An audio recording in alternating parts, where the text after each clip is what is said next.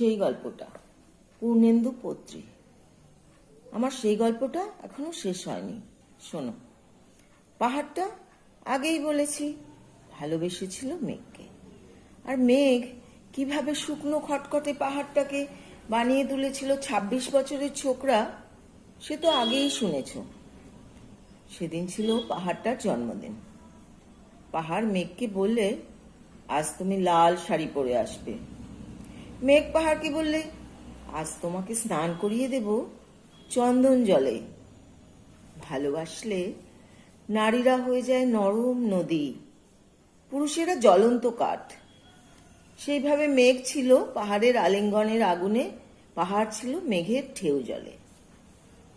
হঠাৎ আকাশ জুড়ে বেজে উঠল ঝড়ের জগজম্প। ঝাঁকড়া চুল উড়িয়ে ছিনতাইয়ের ভঙ্গিতে ছুটে এলো এক ঝাঁক হাওয়া। মেঘের আঁচলে টান মেরে বললে, ওর ছুরি, তোর বিয়ে। এখনো শেষ হয়নি গল্পটা। বজ্রের সঙ্গে মেঘের বিয়েটা হয়ে গেল ঠিকই, কিন্তু পাহাড়কে সে কোনো দিনই ভুলতে পারল না।